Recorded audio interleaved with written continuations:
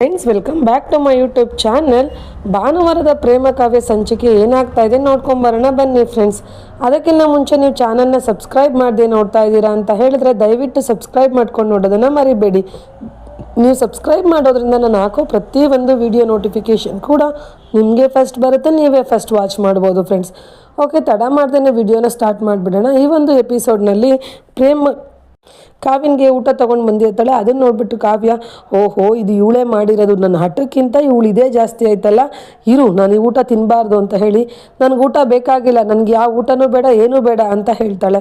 ಆಗ ಪ್ರೇಮ ಇದ್ದಳು, ಕಾವ್ಯ ಹಂಗೆಲ್ಲ ಮಾತಾಡಬಾರ್ದು ಕಣೆ, ನಿನಗೆ ಇವಾಗ ಜ್ವರ ಇದೆ ಕಣೆ, ಹಚ್ಕೊಂಡಿರಬಾರ್ದು, ಊಟ ಮಾಡೆ ಪ್ಲೀಸ್, ಊಟ ಮಾಡೆ, ಒಂದು ತುತ್ತಾದರೂ ತಿನ್ನೆ ಅಂತ ಎಲ್ಲ ಹೇಳ್ತಿರ್ತಾಳೆ. ಆ ಕಾವ್ಯ ಇದ್ದಳು, ಬೇಡ ನನಗೆ, ನೀನು ಊಟ ಮಾಡ್ಕೊಂಬಂದಿದ್ದೀಯ ಅಡುಗೆನ ಅಂತಂದರೆ ನನಗೆ ಊಟನೂ ಬೇಡ ಏನೂ ಬೇಡ, ಊಟನೇ ಬೇಡ ಅಂತ ಕೂತಿರ್ತಾಳೆ. ಅಷ್ಟರಲ್ಲಿ ಮಹಾದೇವ ಬಂದು, ಅವ್ವ ಕಾವ್ಯ ಯಾಕವ ಊಟ ಬೇಡ ಅಂತ ಕೂತಿದ್ದೀಯಲ್ಲವ ಅಂತ ಹೇಳ್ತಾರೆ. ಆಗ ಕಾವ್ಯ ಇದ್ದಳು, ಅಯ್ಯೋ ತಾತ, ಅದು ಇದು ಅಡುಗೆ ಮಾಡ್ಕೊಂಬಂದಿರೋದು ಬೇರೆ ಯಾರು ಅಲ್ಲ ಇವಳೇ, ಅದಕ್ಕೆ ನಾನು ಊಟ ಬೇಡ ಅಂತ ಕೂತಿದ್ದೀನಿ, ನನಗೆ ಊಟ ಬೇಡ ತಾತ ಅಂತ ಹೇಳ್ತಾರೆ. ಆಗ ಮಹಾದೇವ ಇದ್ದನು, ಅಯ್ಯೋ ಕಾವ್ಯವ್ವ, ಅದು ಅವ್ರು ಮಾಡಿರೋದಲ್ಲ ಕಣವ, ಅದು ಅವರು ಮಾಡ್ತೀನಿ ಅಂತ ಹೋದ್ರು. ಆ PG ಓನರಪ್ಪ ಬೇಡ ಅಡುಗೆ ಮಾಡೋಂಗಿಲ್ಲ ಯಾರುವೆ ಅಂತ ಹೇಳಿ ಅವ್ರಿಗೆ ಮಾಡೋಕ್ಕೆ ಬಿಡಲಿಲ್ಲ. ನಾನು ಅಷ್ಟು ದೂರ ನಡ್ಕೊಂಡೋಗಿ ನಿನಗೆ ಅಂದ್ಬಿಟ್ಟು ಆ ಹೋಟೆಲಲ್ಲಿ ಹುಷಾರಿಲ್ಲ ಅಂತ ಹೇಳಿ ಪತ್ತಿಯದು ಊಟ ಮಾಡಿಸ್ಕೊಂಬಂದಿದ್ದೀನಿ ಕಣವ, ಊಟ ಮಾಡು ಅಂತ ಹೇಳ್ತಾರೆ. ಆ ಕಾವ್ಯದಳು, ಹೌದಾ ತಾತ ನಿಜ ಹೇಳ್ತಿದ್ದೀರಾ ಅಂತ ಹೇಳ್ತಾಳೆ. ಆಗ ಮಹಾದೇವ, ಹೌದು ಕಣವ ಅಂತ ಹೇಳ್ತಾರೆ. ಸರಿ ಆಯ್ತು ಹಂಗಾದ್ರೆ ಅಂತ ಹೇಳಿ ಹೊಟ್ಟೆ ತುಂಬ ಚೆನ್ನಾಗಿ ತಿಂತಾಳೆ. ಅದನ್ನು ನೋಡಿ ಮಹಾದೇವ, ಅಯ್ಯೋ ಕಾಡು ರಾಕ್ಷಸಿ, ಇಷ್ಟು ಹಶ್ವಿದ್ರೂ ಊಟ ಬೇಡ ಅಂತೀಯಲ್ಲ ನೀನು ಅಂತ ಮನಸಲ್ಲೇ ಅಂದ್ಕೊಂಡು ಆಚೆ ಬಂದ್ಬಿಟ್ಟು, ಪ್ರೇಮವ್ರೆ ನನ್ನನ್ನು ಕ್ಷಮಿಸ್ಬಿಡಿ ಪ್ರೇಮವ್ರೆ, ನೀವಷ್ಟು ಕಷ್ಟ ಬಿದ್ದು ಅಡುಗೆ ಮಾಡ್ಕೊಂಬಂದ್ರೂ ಕೂಡ ನೀವು ಮಾಡಿದ್ದು ಅಂತ ಹೇಳೋಕ್ಕಾಗಲಿಲ್ಲ, ನೀವು ಮಾಡಿದ್ದು ಅಂತ ಹೇಳಿದರೆ ಕಾಡು ರಾಕ್ಷಸಿ ಊಟ ಮಾಡ್ತಾ ಇರಲಿಲ್ಲ, ಹೋಟೆಲ್ದು ಅಂತ ಹೇಳ್ಬಿಟ್ಟೆ, ಕ್ಷಮಿಸ್ಬಿಡಿ ಅಂತ ಹೇಳ್ತಾರೆ. ಆಗ ಕಾವ್ಯ ಪ್ರೇಮ ಇದ್ದಳು, ಇರಲಿ ಮಹಾದೇವರೇ, ನನಗೇನೂ ಬೇಜಾರಿಲ್ಲ, ನಾನು ಮಾಡಿರೋ ಮೋಸದ ಮುಂದೆ ಈ ನೋವೆಲ್ಲ ನನಗೆ ಯಾವುದೂ ಇಲ್ಲ ಮಹಾದೇವರೇ, ಅವಳು ಚೆನ್ನಾಗಿ ಊಟ ಮಾಡೋದಲ್ಲ ಅದೇ ಖುಷಿ ಆಯ್ತು ನನಗೆ, ಅಷ್ಟೇ ಬಿಡಿ ಮಹಾದೇವರೇ. ಸರಿ ಮಹಾದೇವ್ರೆ, ನೀವು ನಿನ್ನೆಯಿಂದ ನೋಡ್ಕೊಂಡು ಅವಳನ್ನ ಸಾಕಾಗಿ ಹೋಗಿದ್ದೀರಾ, ಟಯರ್ಡ್ ಆಗಿಬಿಟ್ಟಿದ್ದೀರಾ, ನೀವು ಹೋಗಿ ಮನೆಗೆ ಹೋಗಿ ರೆಸ್ಟ್ ಮಾಡಿ, ನಾನು ಅವಳನ್ನ ನೋಡ್ಕೊತೀನಿ ಹೋಗಿ ಅಂತ ಹೇಳಿ ಅಲ್ಲಿಂದ ಕಳಿಸ್ಕೊಡ್ತಾಳೆ. ಮಹಾದೇವ ಅಲ್ಲಿಂದ ಮನೆಗೆ ಬರ್ತಾನೆ. ಅಲ್ಲಿಗೆ ಬಂದ ತಕ್ಷಣ ಅವ್ರ ತಂದೆ ಶ್ರೀನಿವಾಸ್, ಮಹಾದೇವ ಬಂದಪ್ಪ ಬಾ ಕುತ್ಕೋ ಅಂತ ಹೇಳ್ತಾರೆ. ಆಗ ಮಹಾದೇವ ಕೂತಿರ್ತಾರೆ.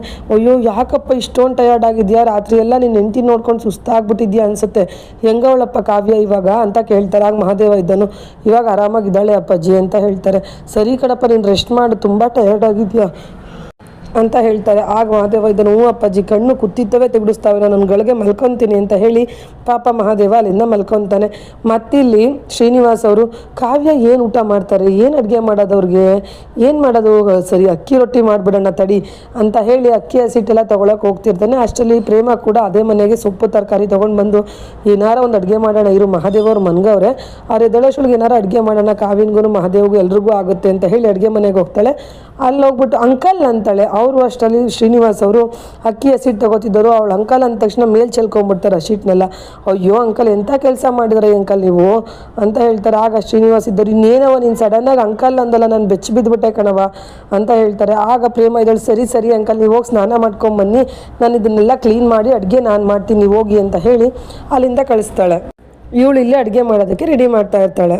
ಮತ್ತಿಲ್ಲಿ ರಾಮ್ ಒಬ್ಬನೇ ಅಡುಗೆ ಮಾಡೋಕ್ಕೆ ಬರ್ದೇ ಪರದಾಡ್ತಾ ಇರ್ತಾನೆ.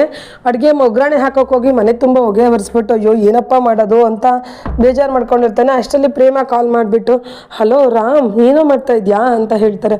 ಆಗ ರಾಮ್ ಇದ್ದನು, ಅಯ್ಯೋ ನಾಷ್ಟ ಮಾಡ್ತಾ ಇದ್ದೀನಿ ಅಂತ ಹೇಳ್ತಾನೆ. ಆಗ ವಿಡಿಯೋ ಕಾಲಲ್ಲಿ ಕಾಣಿಸ್ಬಿಡುತ್ತೆ ಹೊಗೆ ಬರ್ತಿರೋದು. ಅಯ್ಯೋ ರಾಮ್, ಏನದು ಅಡುಗೆ ಮಾಡ್ತಾ ಇದ್ದಿಲ್ಲ, ಮನೆಗೆ ಹೊಗೆ ಹಾಕೊಂಡು ಕೂತಿದ್ಯೋ, ನೀನು ಫಸ್ಟು ವಿಂಡೋ ಓಪನ್ ಮಾಡು, ಗ್ಯಾಸ್ ಆಫ್ ಮಾಡು ಅಂತ ಹೇಳಿ ಆಫ್ ಮಾಡಿಸ್ಬಿಟ್ಟು, ಏನು ರಾಮ್ ಅದು ನಿನಗೆ ಗೊತ್ತಿಲ್ಲ ಅಂದರೆ ನನಗೆ ಹೇಳ್ಕೊಡ್ಬೇಕು ತಾನೆ, ಸರಿ ಸರಿ ನಾನು ನಿನ್ಗೆ ಹೆಲ್ಪ್ ಮಾಡ್ತೀನಿ, ಅಡುಗೆ ಮಾಡು, ನೀನು ಎಷ್ಟೇ ಹೊರಗಡೆ ದುಡ್ಕೊಂಬಂದ್ರು, ಎಷ್ಟು ಆಪ್ರೇಷನ್ ಮಾಡಿದ್ರು ಮನೆಯಲ್ಲಿ ಸೌಟ್ ಇಟ್ಕೊಂಡು ಮಾಡೋದು ಕಷ್ಟ ಅನ್ನೋದು ಗೊತ್ತಾಯ್ತಲ್ಲ ಈಗ ಅಂತ ಹೇಳ್ತಾಳೆ. ಆಗ ರಾಮಿದ್ದನು, ಹಲೋ ನನಗೇನು ಇದೇನು ಕಷ್ಟ ಇಲ್ಲ, ನಿನ್ನ ಹೆಲ್ಪ್ ಏನು ಬೇಡ, ನಾನೇ ಮಾಡ್ತೀನಿ, ಎಷ್ಟೆಷ್ಟೋ ಆಪ್ರೇಷನ್ ಮಾಡಿದ್ದೀನಿ ಅಂತಂದರೆ ಇದೊಂದು ಟಿಫನ್ ಮಾಡೋದು ಕಷ್ಟ, ಏನು ಹೆಲ್ಪ್ ಬೇಡ ಅಂತ ಹೇಳ್ತಾನೆ.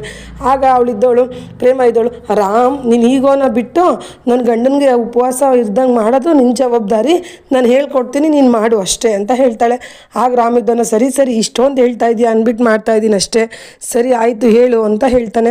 ಸರಿ ಅಂದ್ಬಿಟ್ಟು ಪ್ರೇಮ ಕೂಡ ಅವನ ಜೊತೆನೆ ಚಿತ್ರಾನ್ನ ಮಾಡೋದಕ್ಕೆ ಇಬ್ಬರು ತಯಾರು ಮಾಡ್ಕೋತಾರೆ. ಅಲ್ಲಿ ರಾಮ್ ಎಲ್ಲ ಚಿತ್ರಾನ್ನಕ್ಕೆ ರೆಡಿ ಮಾಡಿಕೊಂಡ್ರೆ, ಇಲ್ಲಿ ಪ್ರೇಮ ಚಿತ್ರಾನ್ನ ಮಾಡೋದಕ್ಕೆ ಎಲ್ಲ ರೆಡಿ ಮಾಡ್ಕೊಂಡು ಇಬ್ಬರು ಅಟ್ ಎ ಟೈಮ್ ಚಿತ್ರಾನ್ನ ಮಾಡಿ ಮುಗಿಸ್ತಾರೆ. ಮತ್ತಿಲ್ಲಿ ಕಲ್ಯಾಣಿಯವರು ಮೇಲ್ಗಡೆ ಬೀರು ಮೇಲ್ಗಡೆ ಇರೋವಂಥ ಪೆಟ್ಟಿಗೆನ ತೆಗೆದು ಕೆಳಗಡೆ ತೆಗೆದಿಟ್ಕೊಂಡು ಶ್ರೀನಿವಾಸ್ ಫೋಟೋ ನೋಡಿಕೊಂಡು ಅಳ್ತಾ ಇರ್ತಾರೆ. ಇಲ್ಲಿ ದಾಮಿನಿ ಮತ್ತು ಸ್ನೇಹ ಇಬ್ಬರೂ, ದಾಮಿನಿ ಹೇಳ್ತಾ ಇದ್ದಾಳೆ, ಸ್ನೇಹ ನಾವು ಮತ್ತೆ ಗೆಲ್ಲಬೇಕು ಅಂತಂದರೆ ಇಲ್ಲಿ ಕಲ್ಯಾಣಿ ಹುಷಾರಾಗಬಾರ್ದು, ಹುಷಾರಾಗ್ದಂಗೆ ನಾವು ಮಾಡಿದ್ರೆ ಪ್ಲ್ಯಾನ್ ಬಿ ಸಕ್ಸಸ್ ಆಗುತ್ತೆ, ಅದನ್ನು ಹೆಂಗಾದ್ರೂ ಮಾಡಿ ಎಕ್ಸಿಕ್ಯೂಟ್ ಮಾಡೋಣ ಅಂತ ಹೇಳ್ತಾ ಇರ್ತಾಳೆ.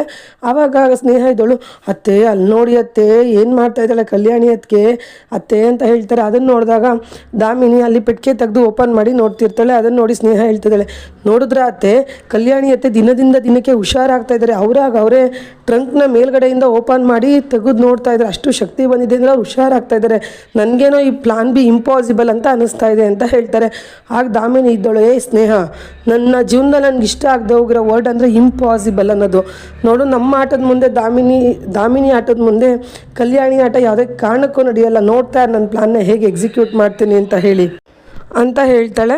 ಮತ್ತಿಲ್ಲಿ ಕಲ್ಯಾಣಿ ಅಳ್ತಾ ಇದ್ದಾಳೆ, ಅಯ್ಯೋ ರೀ ನಾನು ಸೋತೋದೆ ರೀ, ನನ್ನ ಜೀವನದಲ್ಲಿ ನಾನು ಸೋತೋದೆ, ಇಬ್ಬರು ಮಕ್ಕಳು ಜೀವನನೂ ನಾನು ಸರಿಯಾಗಿ ಕಟ್ಟೋಕ್ಕಾಗಲಿಲ್ಲ, ಈ ಜೀವನ ಆಟದಲ್ಲಿ ನಾನು ಸೋತೋದೆ ರೀ ಅಂತ ತುಂಬಾ ಹೇಳ್ತಾ ಇದ್ದಾಳೆ.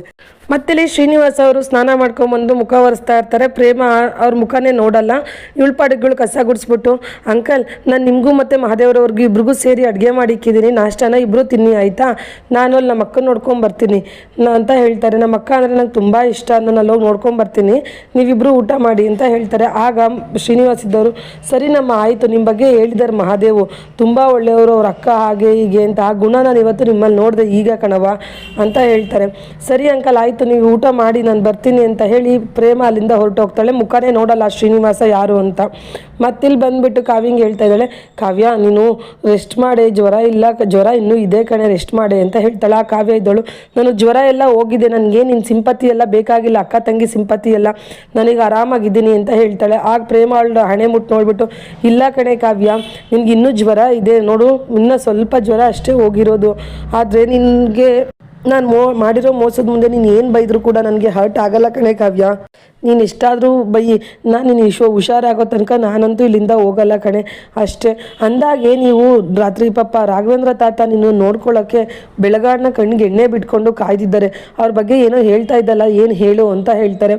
ಆಗ ಕಾವ್ಯ ಇದ್ದಳು, ನಿನಗೆ ಹೇಳೋದ, ನಿನಗೆ ಆ ಯೋಗ್ಯತೆಯೂ ಇಲ್ಲ ಆ ತಾತನ ಬಗ್ಗೆ ಕೇಳೋದಕ್ಕೆ, ಆ ತಾತ ದೇವ್ರಂಥವ್ರು, ಆ ತಾತನ ಬಗ್ಗೆ ಕೇಳೋದಕ್ಕೆ ಯೋಗ್ಯತೆ ಇರಬೇಕು, ಅವರು ನಿನ್ನ ಥರ ಸ್ವಾರ್ಥಿ ಅಲ್ಲ, ನಮ್ಮದವ್ರನ್ನ ಕತ್ಕುಯ್ಯಲ್ಲ, ನೀನು ನನಗೆಲ್ಲ ಮೋಸ ಮಾಡಿದೆಯಲ್ಲ ಆ ಥರ ಅಲ್ಲ, ಅವರು ನನಗೆ ಒಂದು ತಂದೆಯಾಗಿ, ಒಬ್ಬ ಅಣ್ಣನಾಗಿ, ಒಬ್ಬ ತಾತನಾಗಿ, ಮೊಮ್ಮಗಳನ್ನ ಹೆಂಗೆ ನೋಡ್ಕೋಬೇಕು ಅಷ್ಟು ಚೆನ್ನಾಗಿ ನೋಡ್ಕೊಂಡಿದ್ದಾರೆ, ಅವ್ರ ಬಗ್ಗೆ ಕೇಳೋ ಯೋಗ್ಯತೆ ನಿನಗಿಲ್ಲ. ನನ್ನ ಜೀವನದಲ್ಲಿ ನನ್ನ ಎಜುಕೇಷನ್ಗೆ ಬೆಲೆ ಕೊಟ್ಟಿದ್ದು ಬೇರೆ ಯಾರೂ ಅಲ್ಲ, ಆ ತಾತನೇ, ಆ ಮಹಾದೇವ ಅಂತ ಅನ್ಸ್ಕೊಂಡೂ ಕೂಡ ಕೊಡಲಿಲ್ಲ. ನನ್ನ ಜೀವನದಲ್ಲಿ ನನ್ನ ಗುರಿಗೆ ಗೌರವ ಕೊಟ್ಟು ನನ್ನ ಚೆನ್ನಾಗಿ ನೋಡ್ಕೋತಿರೋದು ಆ ತಾತನೇ ಅಂತೆಲ್ಲ ಹೊಗಳುತ್ತಿರ್ತಾಳೆ. ಆಗ ಪ್ರೇಮ ಇದ್ದಳು, ಇದೇ ತಾತನ ಸ್ಥಾನದಲ್ಲೇ ಮಹಾದೇವ ಇದ್ದಿದ್ರೆ ಏನಂತ ಇದ್ದೆ ಅಂತ ಹೇಳ್ತಾಳೆ. ಆಗ ಅವಳು ಕಾವ್ಯ ಕೋಪ ಮಾಡಿಕೊಂಡು, ನಿಲ್ಲಿಸು ಪ್ರೇಮ, ನೀನು ಇದನ್ನೆಲ್ಲ ಹೇಳಬೇಡ, ಮಹಾದೇವ ಎಲ್ಲಿ ತಾತ ಎಲ್ಲಿ, ಆಕಾಶಕ್ಕೂ ಪಾತಾಳಕ್ಕೂ ಒಂದೇನಾ, ತಾತನ್ನ ಮಹಾದೇವ ಜೊತೆ ಕಂಪೇರ್ ಮಾಡಬೇಡ, ಮಹಾದೇವನ್ಗೆ ಏನು ಗೊತ್ತುತ್ತಲೆ, ಅವನು ಒಂದು ವಿದ್ಯೆಗೆ ಬೆಲೆ ಕೊಡ್ತಾನೆ, ಹೆಣ್ಮಕ್ಳು ಅಂದರೆ ಬರೀ ಅಡುಗೆ ಮನೆಗೆ ಸೀಮಿತ, ಅವ್ರು ಬರೀ ಸೌಟ್ ಇಟ್ಕೊಂಡು ಮಾಡೋದೇ ಅಷ್ಟೇ ಕೆಲಸ, ಪುಸ್ತಕದ ಬದನೇಕಾಯಿ ಏನಿಲ್ಲ ಅಂತೆಲ್ಲ ಮಾತಾಡೋನಲ್ಲಿ, ಈ ತಾತ ನನ್ನ ಓದೋದಕ್ಕೆ ಇಷ್ಟೊಂದು ಎನ್ಕರೇಜ್ ಮಾಡೋ ತಾತ ಎಲ್ಲಿ, ಅಷ್ಟು ಅವ್ರಿಗೆ ಕಂಪೇರ್ ಮಾಡೋಕ್ಕೆ ಹೋಗಬೇಡ ನೀನು, ಸಾಕು ನನಗೆ, ನೀನು ಇಲ್ಲಿ ಇರಬೇಡ, ನಾನು ಹುಷಾರಾಗಿದ್ದೀನಿ ಕಂಪ್ಲೀಟಾಗಿ, ನೀನು ಇಲ್ಲಿಂದ ಹೊರಟೋಗು ಅಂತ ಹೇಳ್ತಾಳೆ. ಪ್ರೇಮ ಹಾಗೆ ನಿಂತಿರ್ತಾಳೆ. ಪ್ಲೀಸ್ ಪ್ರೇಮ ಇಲ್ಲಿಂದ ಹೊರಟೋಗು, ನಿನ್ನ ಮುಖ ತೋರಿಸ್ಬೇಡ, ಹೊರಟೋಗು ಅಂತ ಹೇಳ್ತಾಳೆ. ಪ್ರೇಮ ಸರಿ ಅಂತ ಅಲ್ಲಿಂದ ಹೊರಟೋಗೋದಕ್ಕೆ ಹೋಗ್ತಾಳೆ. ಅಲ್ಲಿ PG ಓನರ್ ಬಂದುಬಿಟ್ಟು, ಅಪ್ಪ ತಂದೆ ನಿಮ್ಮ ಅಕ್ಕ ಹೋದ್ರಲ್ಲ ಅಷ್ಟೇ ಸಾಕಮ್ಮ, ನಿಮ್ಮ ಅಕ್ಕ ಒಂಥರ ದೊಡ್ಡ ಪಿಶಾಚಿ ಇದ್ದಂಗೆ, ಅವ್ರೇನು ಮೆಂಟ್ಲಾ ಅಂತ ಹೇಳ್ತಿರ್ತಾರೆ. ಕಾವ್ಯಂಗೆ ಕೋಪ ಬಂದು, sir mind your tongue sir, ಏನು ಮಾತಾಡ್ತಾ ಇದ್ದೀರಾ ನೀವು, ಅವ್ರು ನಮ್ಮ ಅಕ್ಕನ ಬಗ್ಗೆ ಯಾಕಂಗೆ ಮಾತಾಡ್ತಾ ಇದ್ದೀರಾ ಅಂತ ಅವ್ರಿಗೆ ಬೈತಿರ್ತಾಳೆ. ಅದನ್ನು ಕೇಳಿಸ್ಕೊಂಡಂತ ಪ್ರೇಮ ಮತ್ತು ಮಹಾದೇವ, ನೋಡಿದ್ರ ಪ್ರೇಮ ಅವರೇ, ನಿಮ್ಮ ಅಕ್ಕಂಗೆ ನಿನ್ನ ತಂಗಿಗೆ ಇನ್ನೂ ನಿಮ್ಮ ಮೇಲೆ ಪ್ರೀತಿ ಇದೆ ಒಳೊಳಗೇನೆ, ಆದರೂ ಕೂಡ ಹಂಗೆ ಆಡ್ತಾರಷ್ಟೇ ಆ ಕಾಡ್ರಾಕ್ಷಸಿ ಅಂತ ಹೇಳ್ತಾರೆ. ಆಗ ಮಹಾದೇವ ಅವರೇ, ಅವಳ ಮನಸ್ಸಲ್ಲಿ ಇನ್ನೂ ನನಗೆ ಜಾಗ ಇದೆ ಅನ್ನೋದು ಗೊತ್ತಾಯ್ತಲ್ಲ, ನಂಗೆ ತುಂಬ ಖುಷಿ ಆಯಿತು ಅಷ್ಟೇ, ನಾನು ಇನ್ನು ಬರ್ತೀನಿ ಅಂತ ಹೇಳಿ ಪ್ರೇಮ ಅಲ್ಲಿಂದ ಹೊರಡ್ತಾಳೆ. ಇದಿಷ್ಟು ಬಂದು ಇವತ್ತಿನ ಸಂಚಿಕೆ ಫ್ರೆಂಡ್ಸ್.